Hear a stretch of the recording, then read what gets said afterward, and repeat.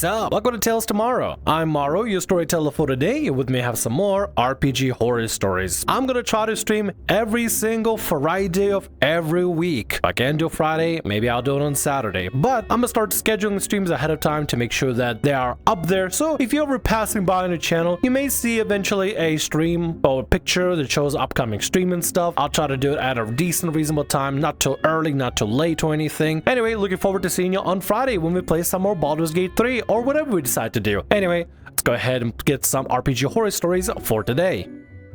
Crimes I've committed as a game master and would do again. Now, compared to RPG horror story submissions, this one was posted on r/RPG, and I went ahead and screenshotted the entire post because from the feedback that has been received, it kind of seemed like maybe it might be taken down. It potentially was taken down. I'm not really sure. I haven't went back to check. The crimes I've committed can be judged for yourself, and I haven't really got to take a glossary look at them, but it looked like something that could really rant a lot about, so we're gonna go ahead and jump into it. Parties undercover outside among some large rocks.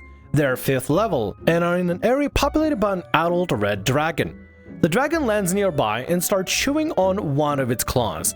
One of the party breaks cover and approaches Big Red, hailing him. Big Red promptly eats him.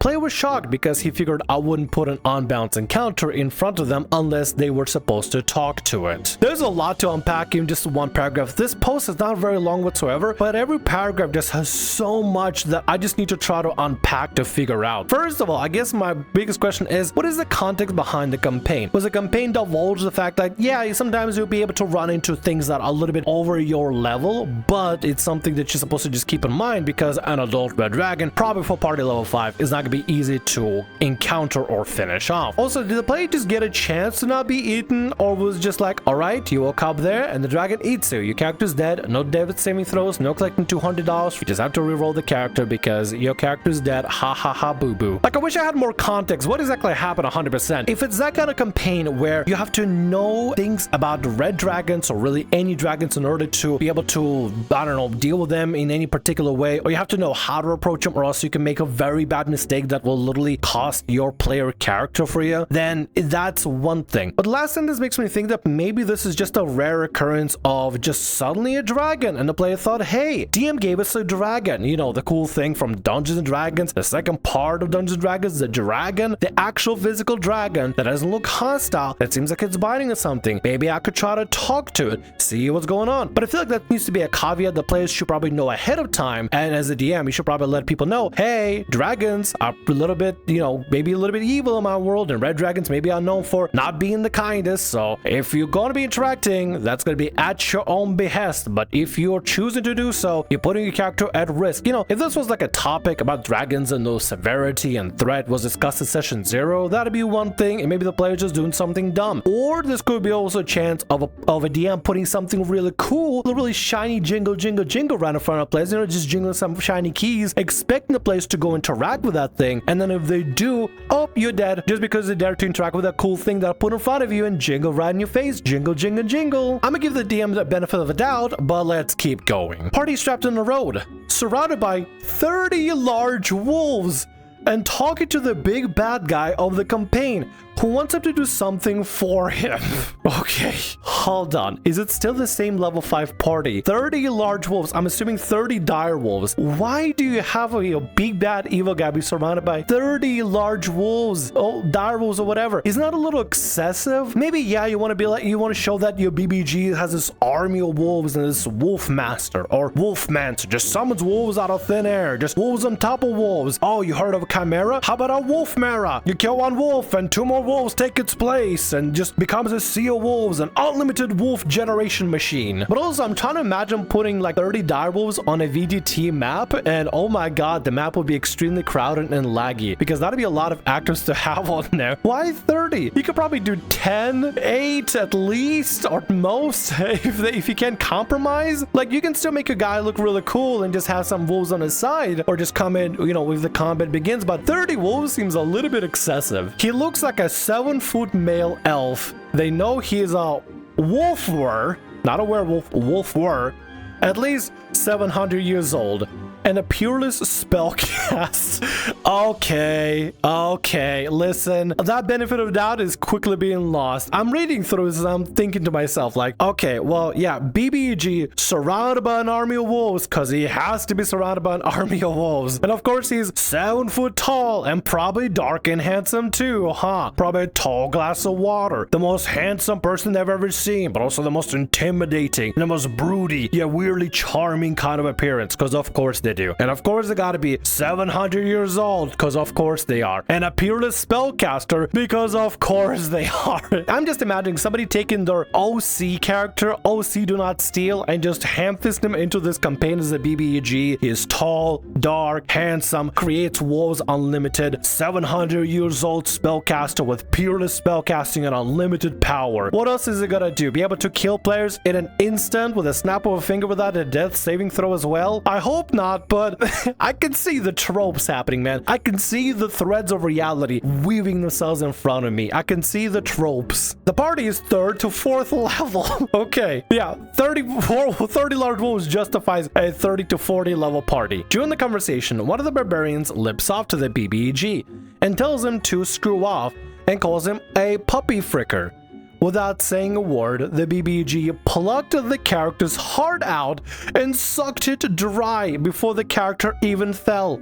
The player was shocked and called no fair. He just immediately dead. Yeah, I would think that'd be kind of unfair. Player characters trying to get in character, barbarian, rude character. Wow, what a zany new archetype and stuff. I've never seen a rude barbarian before, apparently. But no, apparently because the player decided to roleplay as the character in character, you just have to, instead of, you know, wound the character in some significant way, or, I don't know, de-arm them, de-finger them or something. That sounds kind of sexual. Instead of maiming them in some significant way that could have some repercussions but could be reversible in some capacity with enough instant action being taken. No, we're just gonna kill the player character because you're super tall, dark, and handsome. Needs to go over there, pluck their heart out, suck it up like a Slurpee, and just dead. Your character is dead because you dared to mouth off to my super awesome epic DMPC. How dare you mouth off to my super awesome guy? For real, this feels, I'm sorry, all benefit of doubt is gone because it feels like the DM just hates the fact that the players decided to badmouth their super awesome epic guy.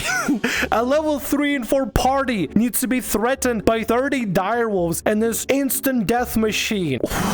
Insanity, man. Insanity. I took over as an additional game master for my friend's group on the 2nd session. One of the players switched classes twice in the 1st session, and then told me that as soon as this character died, he would switch again. He had a bad habit of doing this.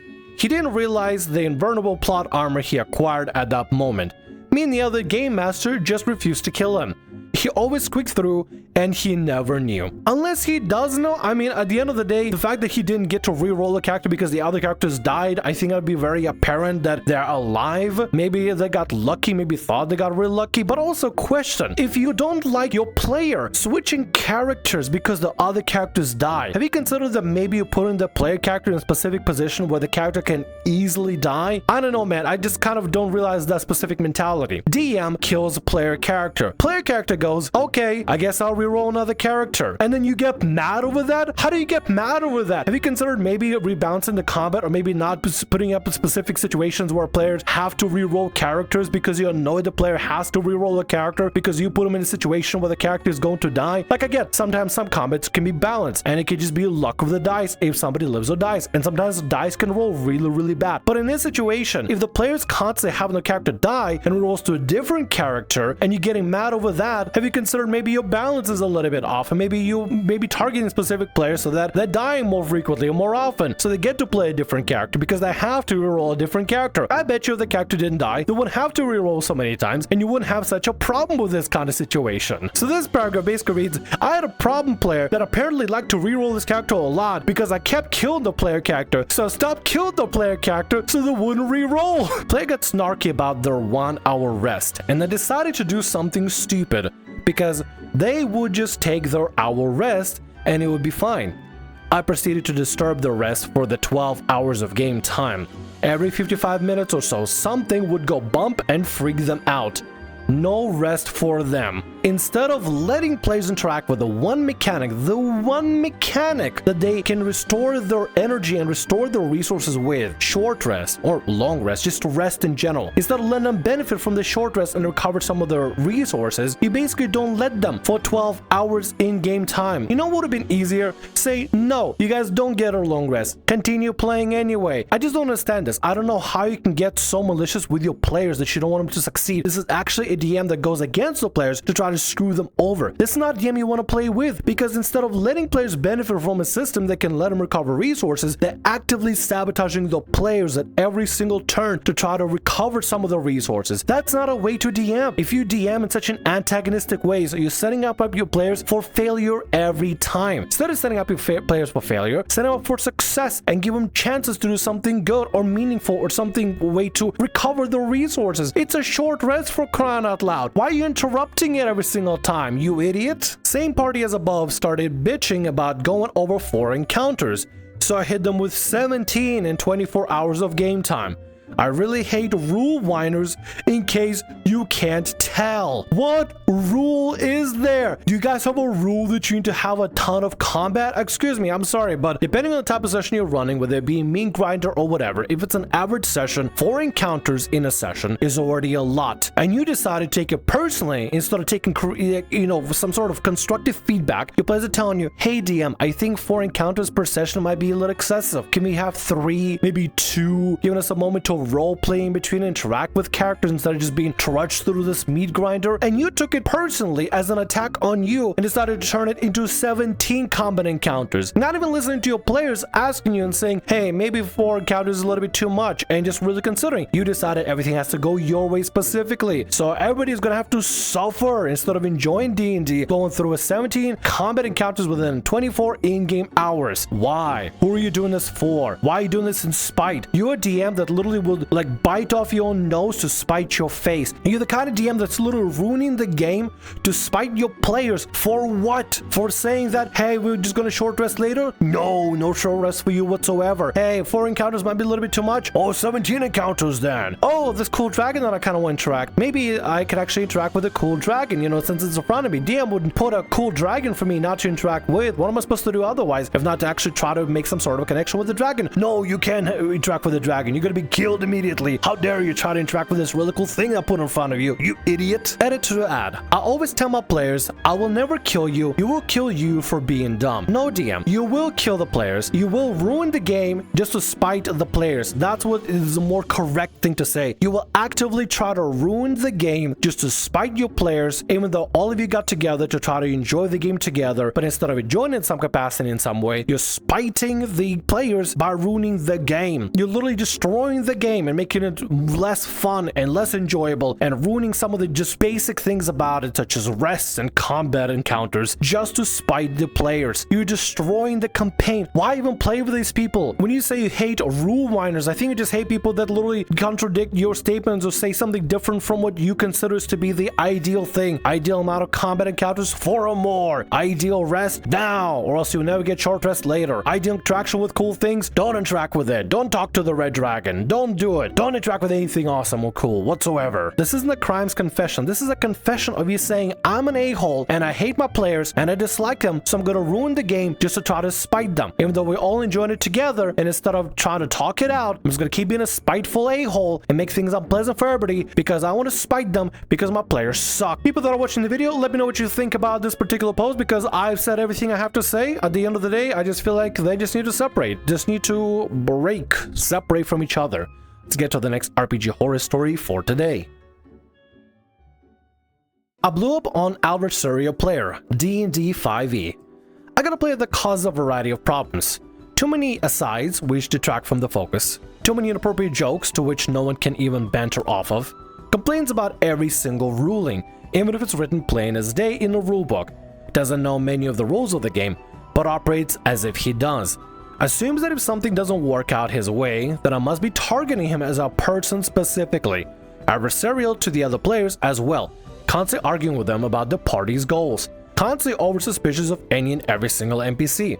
No matter how helpful, he fails RPs nearly every time, single social interaction, because he's convinced they're secretly out to get him and have the power to ruin him on the spot if he trusts them. constantly encourages other players to act out of their character's personality for, more often than not, no reason at all. Plays a cleric yet refuses to heal the party almost ever. Not that all clerics have to, but he agreed when making the character that this was the role he was planning to fill, so everybody else made characters without much healing capabilities. Grinds gameplay and roleplay to a halt nearly every sentence by accusing me of trying to cheat the party. Gets absolutely crap-faced drunk 7 out of 10 sessions. He's an aggressive drunk at that. When he does, I have to end the session immediately. We had 8 sessions, so for which we were less than 2 hours due to this issue. Okay, I was really about to go down the list, but honestly, I think the last one might be the biggest problem here in particular. If the player is constantly getting crap face at the table, whether it's a virtual table or IRL table, probably they have, I'm gonna just assume, they might have a little bit of an alcohol addiction, or they might be a bit of an alcoholic themselves, and maybe they're just, you know, getting boozed up, and then the worst part about them comes out. Have you ever considered just, you know, I'm not gonna say you should do this specific thing because your table, your rules, do whatever you want, but if you consider maybe barring the use of alcohol at games, trying to make sure the players stay sober, or at least limit to how much drinks people can have, maybe 1 beer per table, 1.5 or something per session or something. I don't know. I feel like there needs to be some sort of conversation, but because honestly, I was about to go on a rant about everything here, but I think the last point in particularity might be the crux of it all. I bet you if you remove the alcohol from the equation and the player is not crap-faced all the time, maybe that might actually be kind of okay and not be so spastic. Potential. Listen, I don't know how the people are. Me, when it comes to me being tipsy, I'm usually a very happy, cuddly, talkative drunk, and I get like super mushy with people. Like I want to hug people and give them affirmations and tell them they're valid and they're great and just compliment them and just go non-stop over and over. I tend to talk too much when I'm a little bit tipsy. But some people go really terrible when they're drunk. Like they change. People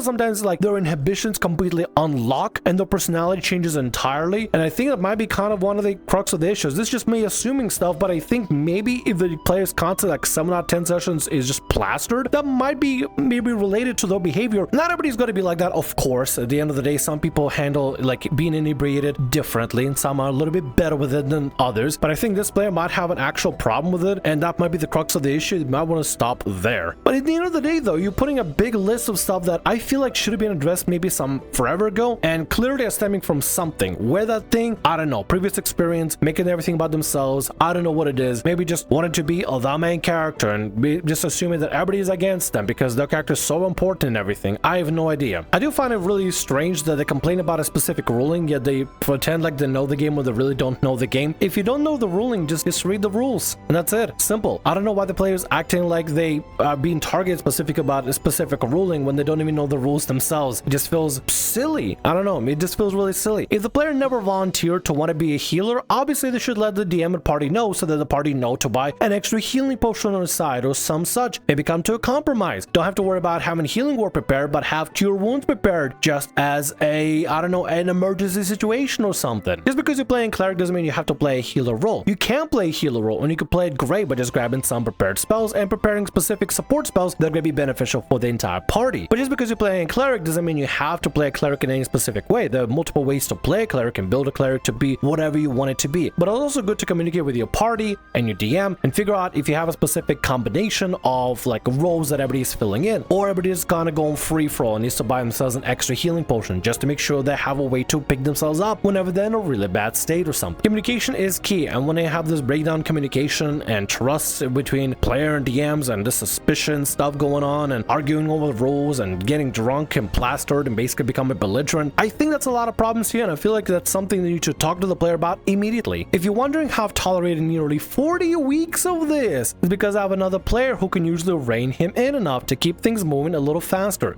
than an agonizing crawl. Unfortunately, the good player was not able to attend the recent sessions because of some very justifiable reasons.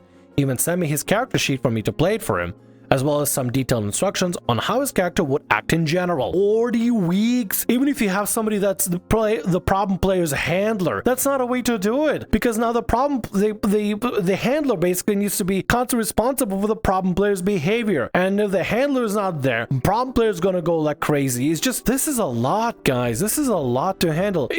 Are you okay? Are you alright? I mean, yeah, I know some people work real well together, you know, some people like, you know, work extremely well together and kind of help each other out, like get each other out of like, you know, out of their shell, maybe role play together, have that chemistry and synergy. So having two particular players that can vibe and jive really well together can be great at the table. They can benefit the entire table. But if you have literally one single person that's a handler for somebody else to keep them from being a belligerent drunk and getting completely nuts at the table, I don't think that's okay. Your success and enjoyment of the table relies whether this one particular handler player is going to be the terrain and the problem player. And the problem player should probably just be removed so that everybody can just have fun without having to have like some sort of a buddy system where a handler is required for everybody to have a good time, or else everybody's just going to be dealing with this crazy dude that just goes ballistic, thinks everybody's a suspicious NPC. So we ran the session anyway. The party had rescued some hostages and we were trying to interrogate their captors. They managed to get all the information they needed after much pulling teeth based on the problem described above, then turned their attention to the hostages. I had the rescued hostages be helpful, obviously. When the party was questioning them, I tried my best to give them helpful and honest answers, but I'd take short pauses every now and then when I figured out appropriate answers. The problem player deemed that as cagey, began threatening the innocent, defenseless hostages with, "I'm gonna bite his testes off," to which I just threw my hands up and said, "Screw an inside roll, I guess. You know just definitively that he's hiding something from you. Might as well kill him now." I then went off on the player about how it seems like he grinds the gameplay to a halt nearly every sentence by making everything a problem. How if it weren't for that, the party would be more than 4 levels higher and nearing the end of the campaign by now. I had a full dungeon plan for that session, yet we were stuck on this stupid interrogation for over an hour. This of course ended the session. Shouldn't have blown up the way it did, but I was at the end of my fuse. And it's not like I hadn't tried communication either. Nearly every session, me and the good player I mentioned before would take time at the end of the session to try to patiently explain that the game doesn't really function well with that kind of behavior, that people could have more fun if we focused in a little bit more.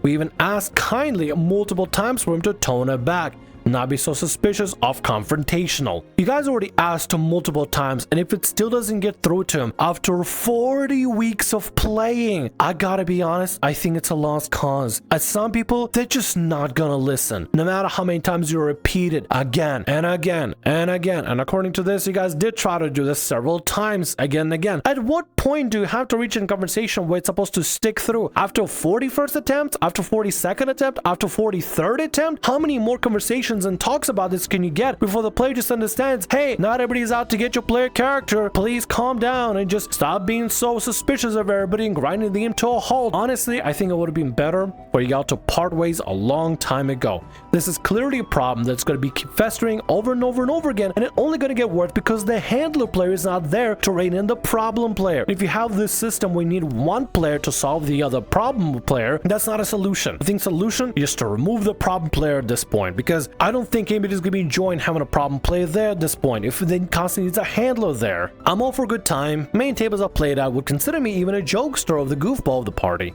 but never have I made it such an issue as to ruin the experience for others. I know the line, this guy doesn't. I'm not taking a break from DMing the campaign while I look for this guy's replacement. I'd hit sunk cost fallacy with him about 10 sessions ago, but I'm over that now. Good. I hope the break will be beneficial for you, and hopefully you can get back refreshed and rejuvenated and be able to enjoy this session again without having to deal with a problem player that constantly needs a handler at his side because the problem player refuses to stop drinking and constantly thinks everybody's suspicious and stuff. Oh, it sounds exhausting the way you said it. Honestly, I feel so bad for you. That's 40 weeks too long. 40 weeks too long, for real. I don't know how you have the nerves of steel for that. And with that, that's gonna be all our stories for today. I want to thank you very much for watching, and thanks so much for being here. If you like what I do, consider subscribing to the channel and leaving a like. Also, if the RPG Horror Stories ever goes down, or if you want to submit your own personalized horror story, email is down in the description below. I'll see you again in more Tales tomorrow. Bye-bye.